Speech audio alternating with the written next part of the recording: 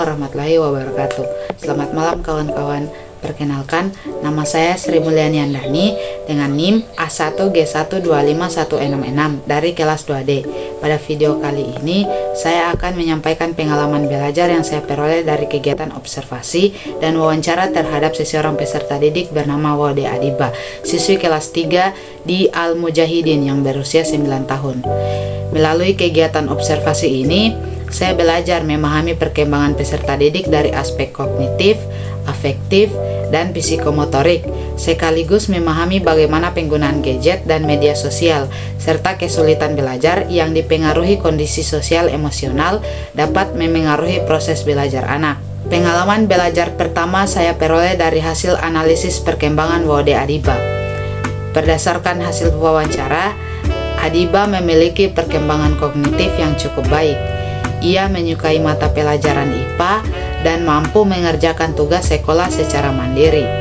Hal ini menunjukkan bahwa Adiba memiliki rasa ingin tahu yang tinggi, mampu berpikir logis, serta memiliki tanggung jawab dalam belajar.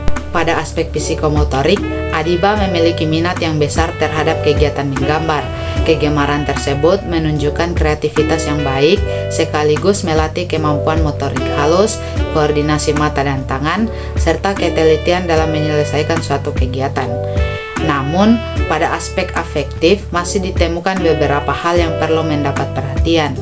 Adiba mengaku kurang senang pergi ke sekolah, hanya kadang-kadang membantu teman, dan keaktifannya di kelas juga belum konsisten.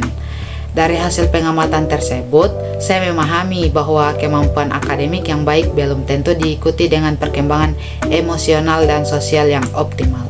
Pengalaman belajar berikutnya saya peroleh dari analisis mengenai kesulitan belajar yang dialami Adiba. Saya memahami bahwa kesulitan belajar tidak selalu disebabkan oleh rendahnya kemampuan intelektual. Dalam kasus Adiba, hambatan belajar lebih banyak dipengaruhi oleh kondisi sosial emosional.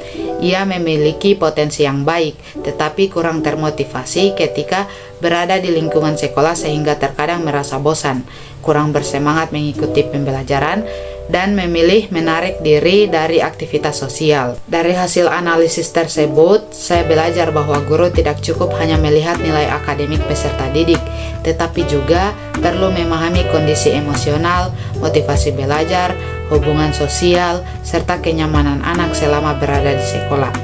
Pendekatan yang humanis, pembelajaran yang menarik, dan kerjasama antara guru dengan orang tua sangat diperlukan agar perkembangan anak dapat berjalan secara optimal. Selain itu, saya juga memperoleh pengalaman belajar mengenai pengaruh penggunaan gadget dan media sosial terhadap perkembangan anak.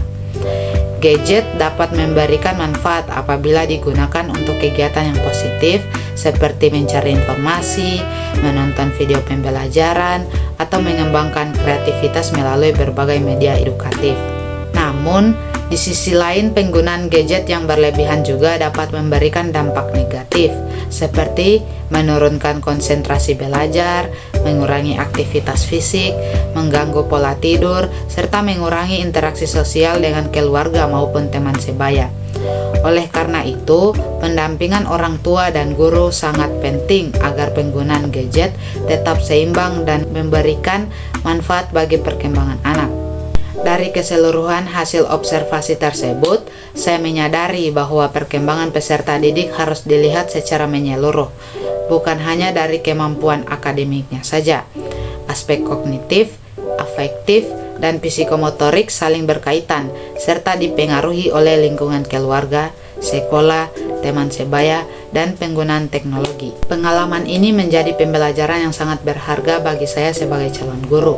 Saya memahami bahwa tugas seorang pendidik bukan hanya mengajarkan materi pelajaran, tetapi juga mengenali potensi, memahami kesulitan belajar, memberikan dukungan emosional, serta menciptakan lingkungan belajar yang nyaman, agar setiap peserta didik dapat berkembang secara optimal.